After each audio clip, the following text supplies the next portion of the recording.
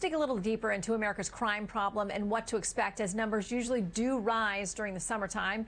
That's usually the trend. Let's bring in tonight's Bream Team. Fox News contributor Leslie Marshall, the Brewer Group CEO Jack Brewer, and founder of the Wounded Blue, Randy Sutton. Great to have all of you with us tonight. Great to be here, Shannon. Hi, Shannon. One of the cities that we have followed for over a year now has been Portland, where there have been months and months of trouble. The Washington Post now digging into that, as the rest of much of the country has been unaware of what actually has been going on there, although we've been reporting on it. It says anarchists and increase in violent crime hijack Portland's social justice movement. They talk about the police bureau there disbanding a unit last July that focused specifically on gun violence. Then quotes the police chief saying, "What I know is that being chief and being a black chief in particular, this movement to really exclude police from some facets of enforcement or community interaction, it really bears the brunt on the African American community." He said these shootings have an outsized impact on people of color. Jack, what do you make of that? Because so much of this is about trying to find progress, trying to have conversations about social justice and police reform. This police chief is saying some of the hardest hit communities are the ones who are asking for the most help. Of course, you know, we do so much talking in this country about social justice and all these other things. You cannot have justice without righteousness, and it starts from there.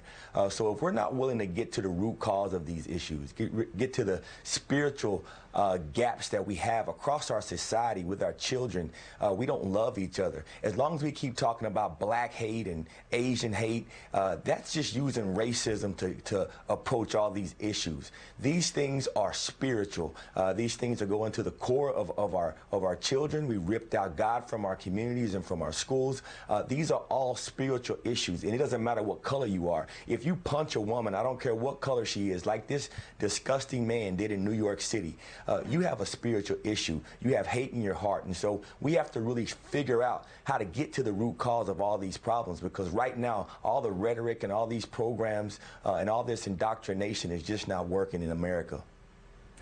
Well, basic respect for each other and for human life would be a great place for us to start. Leslie, there are a number of people who are warning Democrats. It was someone on the left last week, someone on the right this week saying this: now more than a year into a serious crime wave, Democrats should beware. They are fooling themselves if they think they won't be blamed for a rise in violence in Democratic-run cities that clearly at some level is a result of police forces feeling beleaguered and overwhelmed. And I continue to hear from a number of different cities that they can't hire police officers, they can't retain them, they are having mass walk-offs and retirements, and almost impossible to get new young people to come join the force. Well, a few things there. You know, Shannon, I've shared with you before, as a Democrat, defund the police was not the right message, because it was about reform the police, or have people that have mental health issues be helped by mental health professionals, which the police are not usually trained sufficiently in helping with.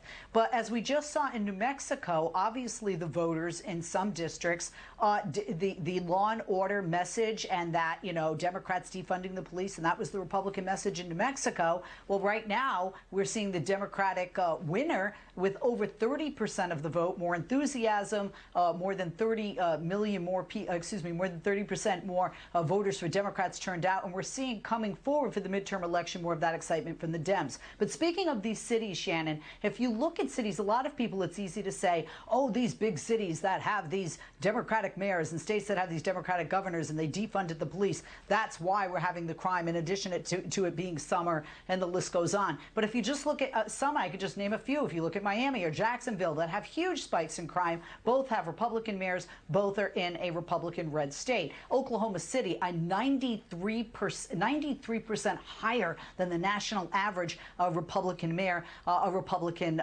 governor, and a very red state. So it's not just, yes, you are correct, it is summer. It's not just defunding the police, which does contribute to it in some cities, not all like some that I've named. But also we have people that haven't had money and haven't had jobs, and they've been inside, and it's terrible, but it's just a pot that is boiled, and it's boiled over, sadly, with some people in violent crime.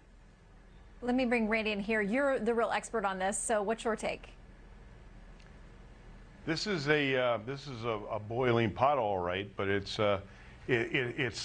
from years of the left attacking law enforcement. and I'm going to make a forecast right now, and that is we've just seen the tip of the iceberg. We are rushing towards a great storm of criminal activity, the perfect storm, if you will, of criminal injustice across America. And the reason I say that is because we're seeing trends across the country. We're seeing the law enforcement being defunded. We're seeing law enforcement being demoralized, being dehumanized. But in addition to that, because of those issues, law enforcement is pulling back in huge ways because of they have to simply because they are protecting themselves. There's been attacks on law enforcement from all sides. If you go to, there was a story earlier on Fox about the rampant crime on commercial establishments in California because there are no more consequences for stealing. There's no more consequences in New York City. The person who this man who attacked this poor woman, he's been arrested 17 times. It is turnstile justice, and because of the left's attack on law enforcement and the criminal justice system. We have activist district attorneys across America, in Philadelphia, in San Francisco, in Los Angeles, who have abdicated their responsibilities, who are destroying the criminal justice system from within. It is rot from within. Well, and I continue to hear from law enforcement sources who say the same thing, that officers are very discouraged about trying to put together a case. They don't think their prosecutor will actually take to court and prosecute. A lot of different ingredients going on, but we should be saying our prayers for this summer, for the very best for this country. Leslie, Jack, and Randy, thank you all. Pleasure. Thank you, Shannon.